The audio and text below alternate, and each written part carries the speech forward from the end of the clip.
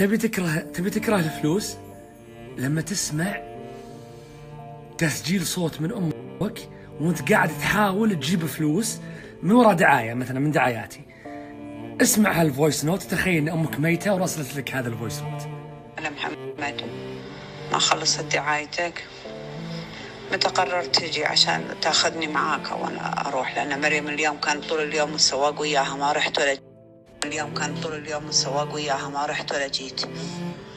يعني امك تقولك ان انا ما رحت ولا جيت عشان السواق كان مع اختك وانت رايح تسوي فلوس.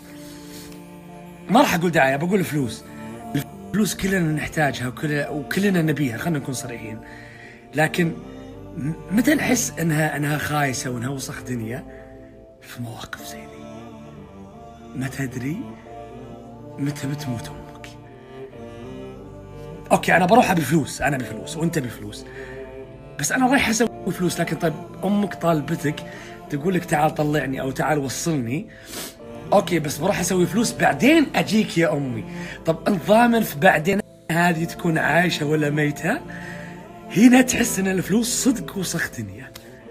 طب انت ايش تبي مصور هذا المقطع؟ ان انا اوصل لك كم حاجه. الحاجه الاولى ان كلنا في حاجه فلوس، لكن ما ندري احبابنا مين ما كان، اخوك امك ابوك، كم بيعيشون. اثنين، مهما صار مهما جاك لا تبدي شيء على ميمتك، لانك جد ما تدري متى ميمتك بتروح. هذا الشيء اللي صدق ما يعلم فيه الا الله. لا انا ان شاء الله امي بخير، بس انا امي كانت بخير، امي كانت كويسه ما كانت فيها شيء. 5 ايام 5 ايام، اليوم الاول الثاني الثالث تعبانه، الرابع دخلت غيبوبه، الخامس ماتت. وانا كنت اقول نفس كلمتك، امي بخير. ماتت امك شهر، شهرين، 3 سنة، سنتين. تخسي الشعور بتأنيب الضمير يفكك ويخليك في حالك، بيضايقك ليل نهار، نايم صاحي مسافر قاعد.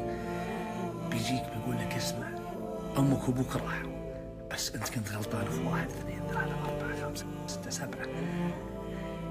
واذا انت امك وابوك عادهم عايشين، نصيحة سوي اللي تقدر عليه عشان ذا الشعور ما يجي ينشب لك هنا. لأن لا جاك في وقت نومك وربك ما تنام إلا 10 الصباح وتنام. بس أنا أسوي أغلاط في حياتي كثير وعادي، يعني يأنبني ضميري يوم يومين وخلاص. أي بس هذا غير، هذا أمك وأبوك، هذا مو واحد من الشباب. هذا لا راح ايش بتعوض؟ شو لحظة سؤال، يمديك تعوض اصلا؟ خلاص مع السلامة، راحوا، فرصتك انتهت. طالما امك وابوك عايشين انتهز الفرصة. تكفى انا اترجاك انتهز الفرصة، لا جاك ذا الشعور.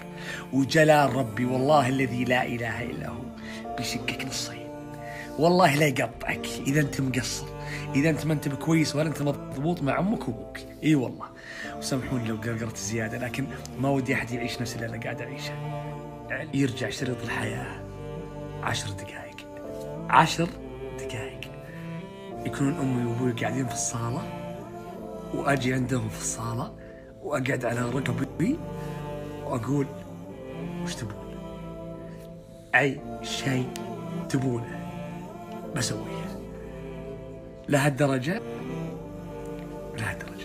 أمي وأبوي ما كانوا مثاليين، ما عيشون عيشة قصر وبانوراما لكن سووا اللي يقدروا عليه، سووا بإمكانياتهم اللي يقدرون عليها.